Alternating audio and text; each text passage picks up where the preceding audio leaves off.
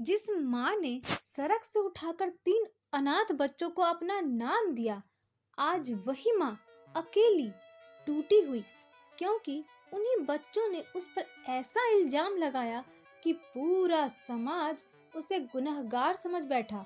ये कहानी है सरिता की, एक ऐसी औरत की जिसने सब कुछ खोकर भी इंसानियत नहीं छोड़ी। गांव के किनारे एक टूटी सी झोपड़ी, मिट्टी की दीवारें, खपड़ेल की छत और दरवाजे पर बैठी एक औरत सरिता।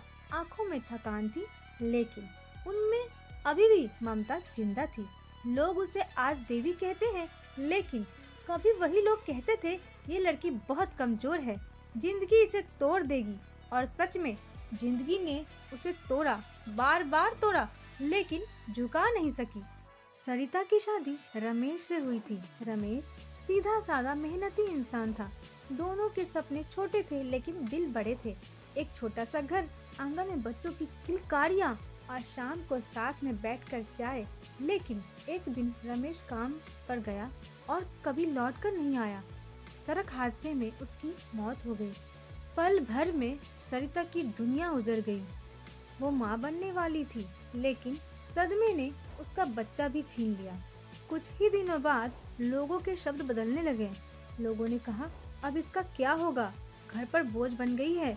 एक दिन साफ कह दिया गया, अब इस घर में तेरी कोई जगह नहीं है। सरिता ने बिना शिकायत के घर छोड़ दिया। आंखों में आंसू थे, लेकिन आत्मसम्मान अभी भी जिंदा था। शुरुआत में उसने लोगों के घरों में काम किया, लेकिन हर दिन मिलने वाला अपमान उसे अंदर से मारता था। कुछ दिनों बाद उसने सड़क के किनारे एक छोटा सा ठेला लगाया। ठेले पर लिखा था, ममता रसोई, जहाँ हर भूखा पेट परिवार है। सुबह पूरी सब्जी, दोपहर में दाल चावल और शाम को चाय पकोड़े। लोग कहते इसके हाथ में माँ का स्वाद है। एक रात दुकान समेटते वक्त सरिता की नजर पास खड़े 3 बच्चों पर पड़ी। फटे कपड़े, खाली आंखें और पेट में भूख की आग। सरिता ने पूछा, क्या चाहिए बेटा? एक बच्ची ने कांपती आवाज में कहा, माँ, बहुत भूख लगी है। सरिता का दिल कांप उठा। उसने बिना कुछ सोचे 3 प्लेट खाना परोस दिया।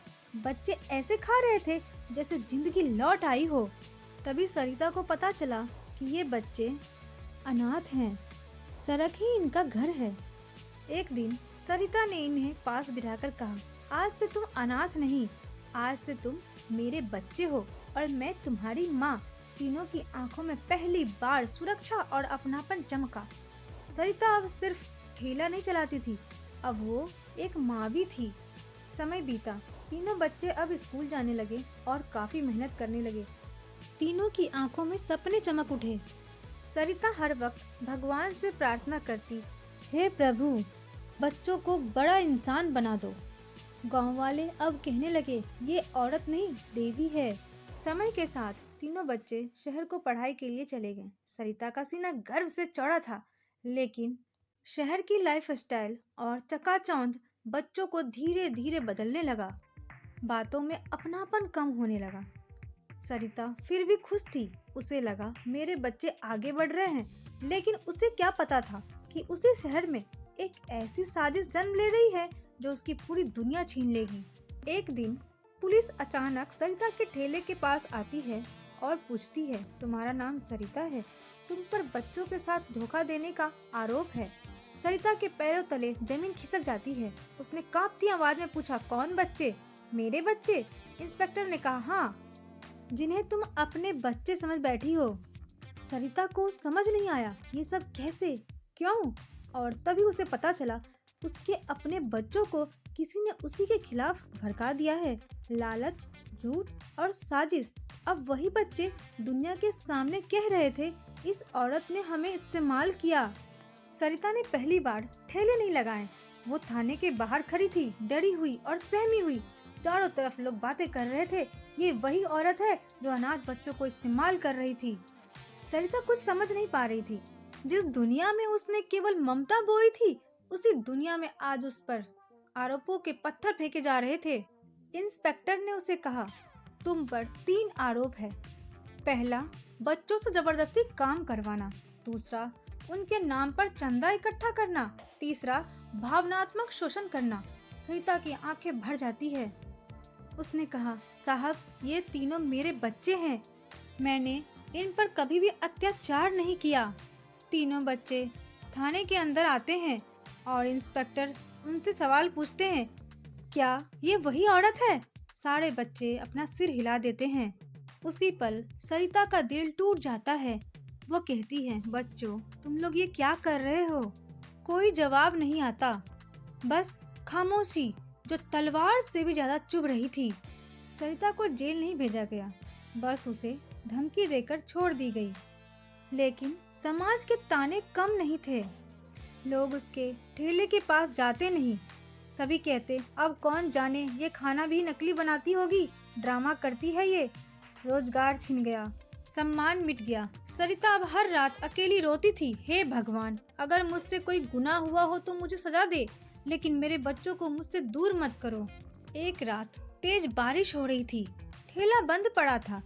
सरिता झोपड़ी में बैठी कांप रही थी। उसी वक्त दरवाजे पर दस्तक होती है। किसी के आने की आहट होती है। सरिता चौंक कर देखती है। दरवाजा खोलती है तो देखती है बाहर तीन परछाइयां, भीगे हुए, सिर झुके हुए। वो तीनों बच्चे थे। सरिता कुछ पल देखती रह जाती है, फिर धीमी आवाज में कहती है, अब तुम लोग क्यों आए हो? दुनिया के सामने तो कह दिया था कि मैं बुरी माँ हूँ। तीनों की आंखों से आंसू बहने लगते हैं। तीनों बच्चे कांपती आवाज में कहते हैं, माँ, हमें माफ कर दो, हमसे बहुत बड़ी गलती हो गई है। शहर में पढ़ाई के दौरान एक एनजीओ वालों ने उन्हें बहकाया था। उन्होंने कहा था कि तुम अगर सरिता को बदनाम कर दोगे तो मैं तुम्हें स्कॉलरशिप दूंगा, फेम दूंगा। लालच, कमजोरी और नासमझी ने तीनों को फंसा दिया। जब मीडिया में बात फैली, सरिता बदनाम हो गई, तो तीनों को एहसास हुआ कि उन्होंने क्या खो दिया है। तीनों बच्चे रोते हुए जमीन पर बैठ गए और कहा, माँ, हमें सजा दे दो, हमें मत अपनाओ। सरिता की आंखों से आंसू बहने लगते हैं, लेकिन उसने वही किया जो सिर्फ एक माँ कर सकती है। उसने तीनों को गले लगा लिया। माँ अपने बच्चों से कभी रिश्ता नहीं तोड़ती, गलती इंसान से ही होती है। जब सरिता बच्चों के साथ बाहर जाती तो लोग कहते, फिर से नाटक शुरू कर दिया इसने, फिर से सहानुभूति लेने का ड्रामा है। बच्चों को समझ आ गया, माफी मांगना आसान है, लेकिन माँ का खोया हुआ सम्मान लौटाना बहुत ही मुश्किल है। सुबह सूरज निकला था, लेकिन सरिता के जीवन में अभी भी अंधेरा था। तीनों बच्चे सामने बैठे थे, सिर झुका के। सभी की आंखों में पछतावा था। बड़ा बेटा बोला, माँ, हम सिर्फ माफी नहीं मांगेंगे, हम तुम्हारा सम्मान वापस लौटा कर रहेंगे। सरिता चौंक कर कहती है, सम्मान? मुझे कुछ नहीं चाहिए बेटा, बस तुम तीनों ठीक रहो। लेकिन इस बार बच्चे चुप नहीं बैठे। तीनों बच्चों ने मिलकर एक वीडियो रिकॉर्डिंग किया, जिसमें कैमरे के सामने खड़े होकर कहा, जिस औरत को दुनिया धोखेबाज समझ रही है, वो मेरी माँ है। उसने हमें कभी भी भूखे नहीं सोने दिया, खुद भूखी रहती थी, लेकिन हमें पेट भर खाना खिलाया, सड़कों से उठाया, पढ़ाया और लिखाया, इंसान बनाया। हमने एनजीओ वाले की साजिश में आकर अपनी माँ को बदनाम किया। जो वीडियो कोई नहीं देखता, वो वीडियो वायरल हो गया। लाखों व्यूज, लाखों कमेंट्स। लोग लिख रहे थे, ऐसी माँ भगवान भी नहीं बनाते। सरिता देवी को सलाम, हमने एक फरिश्तों को गलत समझा। मीडिया फिर पहुंचा, लेकिन इस बार सवालों के साथ नहीं, सम्मान के साथ। वहां की प्रशासन ने भी सरिता को सम्मानित किया। महिला संगठन आगे आए। सरिता के लिए एक छोटा फ्री फूड सेंटर खुलवाया गया। अब उसके ठेले पर लिखा था, सरिता की ममता रसोई, जहां माँ बसती है। वही लोग जो ताने मारते थे, आज उसी के पैरों में बैठकर कहते, हमें माफ कर दो सरिता। एक दिन स्कूल के फंक्शन में तीनों बच्चों को स्टेज पर बुलाया गया। टीचर ने कहा, आज ये तीनों बच्चे कुछ बोलना चाहते हैं अपनी माँ के लिए। बेटी की आवाज भर आई। उसने कहा, इस दुनिया में माँ बनने के लिए जन्म देना जरूरी नहीं, दिल होना जरूरी है। तीनों ने स्टेज पर सरिता को बुलाया और सबके सामने उसके पैर छुए। फिर पूरा हॉल रो पड़ा। सरिता की आंखें भी भर आती है, लेकिन आज ये आंसू दर्द के नहीं थे, गर्व के थे। कुछ रिश्ते खून से नहीं बल्कि त्याग से बनते हैं और कुछ औरतें माँ नहीं ममता की मूर्ति होती है। अगर ये कहानियाँ आपके दिलों को छू जाए तो प्लीज़ वीडियो को लाइक करें, चैनल को सब्सक्राइब करें और कमेंट में ज़रूर लिखें माँ को सलाम।